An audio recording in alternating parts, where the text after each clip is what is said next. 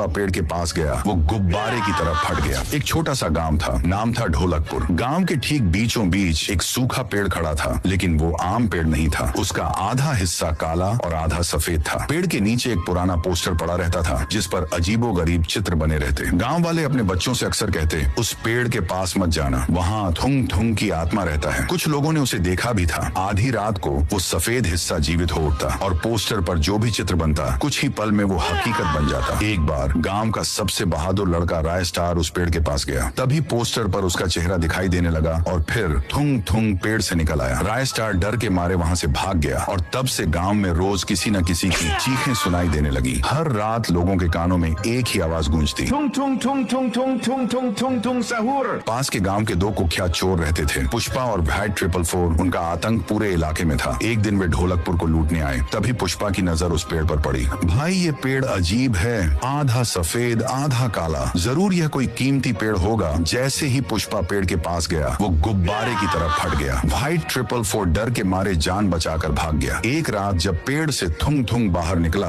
उसी वक्त ज्ञान ऑफिस से लौट रहा था। अचानक थुंग थुंग ज्ञान के सामने आ गया और एक झटके में उसका सर धड़ से अलग कर दिया। सुबह लोगों को ज्ञान का लाश मिला और सामने वही पोस्टर पड़ा था। अचानक पोस्टर पर सरपंच की तस्वीर बनने लगी। रात होते ही वही हुआ। सरपंच की चीख से गांव दहल उठा। अगली सुबह लोगों को सरपंच का लाश मिला और सामने वही पोस्टर। अब तो पोस्टर पर खुद ब खुद चित्र बनने लगे। जो भी चित्र बनता कुछ ही देर में वो इंसान मारा जाता। गांव में मातम साया था। लोगों ने घर से निकलना छोड़ दिया। राय स्टार ने अब ठान लिया, अब थुंग थुंग का रहस्य जानकर रहूंगा। उसी रात जब थुंग थुंग तांडव मचा रहा था, राय स्टार उसके सामने खड़ा हुआ। तू कौन है और ये सब क्यों कर रहा है? थुंग थुंग रोने लगा और बोला, सालों पहले मैं इस गांव का एक बच्चा था। एक दिन स्कूल से लौटते वक्त मुझे ये पोस्टर रास्ते में पड़ा मिला। मैंने मजे से एक हीरे की तस्वीर बनाई और वो हकीकत मेरे सामने प्रकट हो गया। मैंने पोस्टर घर लाया और ढेर सारा सोना, खाना और कुछ पैसे का चित्र बनाया। कुछ ही पलों में मेरे घर के चारों ओर पैसे और सोना फैल गया। सब कुछ अच्छा चल रहा था, लेकिन एक दिन गांव में भयानक सूखा पड़ा। लोग मरने लगे। गांव वाले मेरे घर आए और बोले, इस पोस्टर से बारिश मंगा। मैंने मना किया, ये प्रकृति के खिलाफ है, लेकिन उन्होंने मुझे गांव से निकालने की धमकी दी। डर के मारे मैंने पोस्टर पर बारिश का चित्र बना दिया। बारिश तो हुई, पर मेरे पिता की सर धड़ से अलग हो गया। मैंने चीखा चिल्लाया और मदद मांगी, लेकिन गांव वाले मुंह फेर कर चले गए। मैं सोचने लगा, जिस गांव वालों के लिए मैंने अपना पिता खो दिया, वही लोग अब मेरे काम नहीं आ रहे हैं। गुस्से में मैंने पोस्टर पर एक पेड़ और अपना कटा हुआ शरीर बना दिया और उसी वक्त मेरी मौत हो गई। अब मेरी आत्मा इस पेड़ और पोस्टर में कैद है और मैं गांव वालों को जिंदा नहीं छोड़ूंगा। अचानक पोस्टर पर राय स्टार की तस्वीर दिखाई देने लगा।